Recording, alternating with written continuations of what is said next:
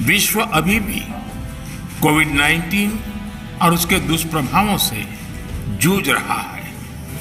वैश्विक economic recovery की प्रक्रिया में अभी भी अड़चनें आ रही हैं। जियोपॉलिटिकल घटनाएं भी नई चुनौतियां प्रस्तुत कर रही हैं। इस संदर्भ में भारत जापान पार्टनरशिप को और गहन करना सिर्फ दोनों देशों के लिए ही महत्वपूर्ण नहीं है, इससे इंडो पैसिफिक क्षेत्र और पूरे विश्व के स्तर पर भी पीस, प्रॉस्पेरिटी और स्टेबिलिटी को प्रोत्साहन मिलेगा। हमारा आपसी विश्वास, हमारे सिविलाइजेशनल टाइज, डेमोक्रेसी, फ्रीडम और रूल ऑफ लॉ जैसे हमारे साझा मूल्य हमारे संबंधों के मूल में है, उन्हें शक्ति प्रदान करते हैं।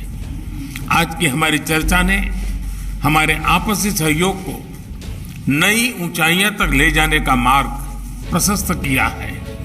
हमने द्विपक्षीय मुद्दों के अलावा कई क्षेत्रीय और वैश्विक मुद्दों पर विचारों का आदान प्रदान किया। हमने यूनाइटेड नेशंस और अन्य अंतर्राष्ट्रीय मंचों पर भी अपना समन्वय बढ़ाने का निर्णय लिया। फ्रेंड्स, भारत जापान आर्थिक पार्टनरशिप में पिछले कई वर्षों में अभूतपूर्व प्रगति हुई है। दोनों देशों के बिजनेसेस में जबरदस्त विश्वास है, उत्साह है। जापान भारत में सबसे बड़े इन्वेस्टर्स में से एक विश्वस्त साथी है। डेडिकेटेड फ्रेट कॉरिडोर और Mumbai Ahmedabad high speed rail जैसे हमारे फ्लैगशिप प्रोजेक्ट्स में जापान का सहयोग उल्लेखनीय रहा है। हम इस योगदान के लिए बहुत बहुत आभारी हैं। Mumbai Ahmedabad high speed rail project में अच्छी प्रगति हो रही है। दोनों देश इस पर वन टीम वन प्रोजेक्ट की अप्रोच के साथ काम कर रहे हैं। यह प्रोजेक्ट भारत जापान पार्टनरशिप का एक बेहतरीन उदाहरण है। मुझे प्रसन्नता है कि हमने 2014 में निर्धारित 3.5 ट्रिलियन जापानीज येन का इन्वेस्टमेंट टारगेट पार कर लिया गया। हम अपने महत्वाकांक्षाओं को और बढ़ाने का निर्णय लिया है और आने वाले 5 वर्षों में 5 ट्रिलियन येन, 5 ट्रिलियन येन मतलब करीब 3,20,000 करोड़ रुपए का नया टारगेट तय किया है। आप सभी जानते हैं कि पिछले कुछ सालों में भारत ने व्यापक आर्थिक रिफॉर्म अपनाए हैं और ईज ऑफ डूइंग बिजनेस में बड़ी छलांग लगाई है।